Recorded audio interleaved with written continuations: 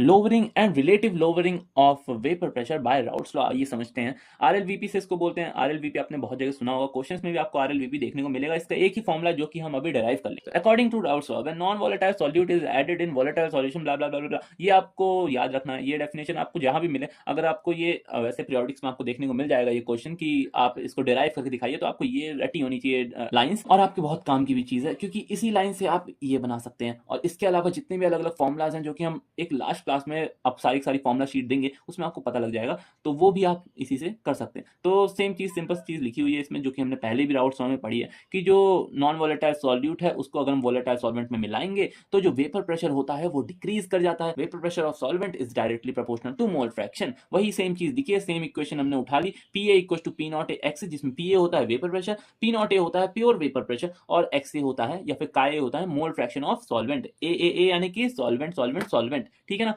तो इसी तरह x A plus x B equal to 1, क्योंकि जो मोल फ्रैक्शन ऑफ सॉल्यूट और mole fraction of solvent of a solution is always equal to 1। It's a unit, है ना, unit माना जाता है। तो एक्स ए, इसी को अब हम एक्स बी को उस तरफ भेज देंगे, तो x A equal to 1 minus x B. और अब हम इसमें इक्वेशन, ये जो इक्वेशन 1 है इसमें हम एक्स ए की वैल्यू पुट करेंगे। तो जैसे ही हमने पुट किया तो ये हमारे पास ये कुछ कॉन्फ़िगरेशन बना, और इसी को जब हम और नीचे देखेंगे कि पी ए नॉट को मल्टीप्लाई कर देंगे 1 के साथ, तो ये बन जाएगा P A naught minus P naught A x B. और अब हम इस वाले पार्ट को यहाँ से रिप्लेस करेंगे, तो P naught A minus P naught A minus P A is equal to P naught A x B. यहाँ से हम एक्स बी निकाल लेंगे, एक्स बी यानी कि मोल फ्रैक्शन ऑफ सॉल्यूट। तो मोल फ्रैक्शन ऑफ सॉल्यूट अगर हमको किसी भी क्वेश्चन में निकालना हो तो ये हमारे पास सीधे सीधे फॉर्मूला आ गया, ठीक है। तो ये P naught A minus P A upon में P naught A is equal to X B. ये बहुत इंपॉर्टेंट फॉर्मूला बन जाता है आपके पेपर के लिए, और ये आपको बहुत जगह मिलेगा भी,